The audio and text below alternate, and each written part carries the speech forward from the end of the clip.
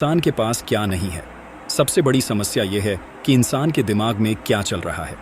लाखों लोग हर दिन उठते हैं, काम पर जाते हैं, लोगों से बात करते हैं, हंसते हैं, लेकिन अंदर से वे खाली होते हैं।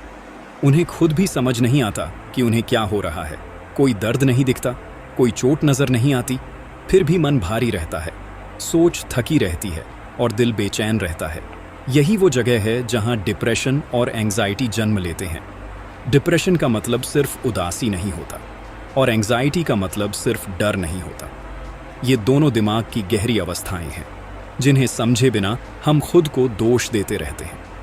जब कोई इंसान कहता है कि उसे कुछ भी अच्छा नहीं लगता, जब कोई कहता है कि उसे हर वक्त डर लगता है, जब कोई कहता है कि उसका मन कहीं टिकता नहीं, तो समाज कह देता है स्ट्रांग बनो, पॉजिटिव सोचो, सब ठीक हो जाएगा। लेकिन दिमाग पॉजिटिव सोच से नहीं चलता। दिमाग बायोलॉजी और अनुभव से चलता है। मानव दिमाग का सबसे पहला काम आपको खुश रखना नहीं है, उसका सबसे पहला काम आपको जिंदा रखना है। इसीलिए दिमाग हमेशा खतरे की तलाश में रहता है। खतरा बाहर से आए या आपके ही विचारों से आए, दिमाग के लिए दोनों एक जैसे होते हैं।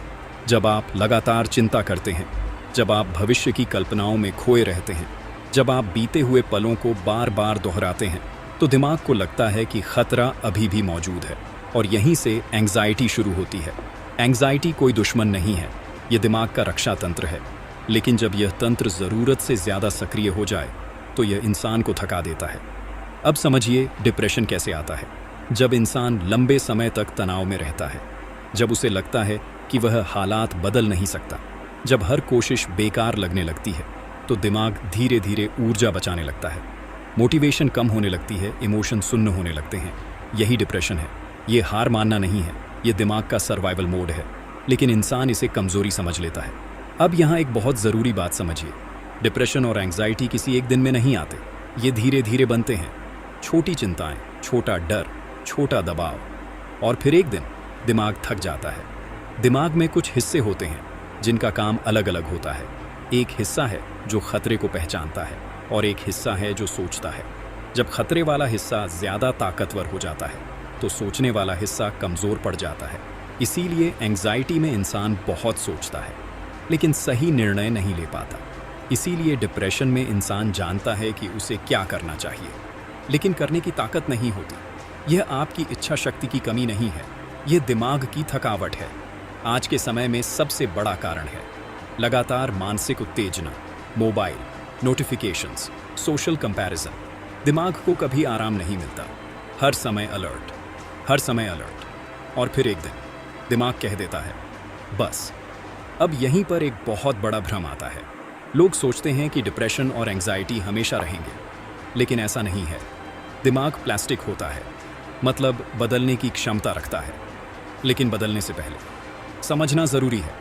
अगर आप समझ नहीं पाए कि आपके साथ क्या हो रहा है, तो आप खुद से लड़ते रहेंगे, और खुद से लड़ना सबसे खतरनाक लड़ाई होती है।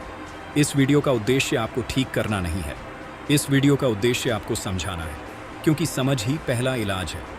जब आप यह समझ जाते हैं कि मैं खराब नहीं हूँ, मेरा दिमाग थका हुआ है, तो यहीं से रिकवरी शुरू होती है। लेकिन कहानी यहीं ख़त्म नहीं होती। असल सवाल यह है, दिमाग में यह सब होता कैसे है? कौन सा हिस्सा एंग्जाइटी पैदा करता है, कौन सा हिस्सा डिप्रेशन को गहरा करता है, और क्यों कुछ लोग इस चक्र से बाहर निकल जाते हैं जबकि कुछ लोग इसमें फंसे रह जाते हैं। यही हम अगले भाग में समझेंगे। अगले भाग में हम यह जानेंगे दिमाग के अंदर कौन सा सिस्टम आपको बार बार डराता है और क्यों नकारात्मक विचार अपने आप दोहराए जाते हैं। हम समझेंगे एमिगडाला और ब्रेन लूप की असली सच्चाई। और उसके बाद तीसरे भाग में हम बात करेंगे माइंड कंट्रोल की। कोई जादू नहीं, कोई मोटिवेशन नहीं, सिर्फ साइंस।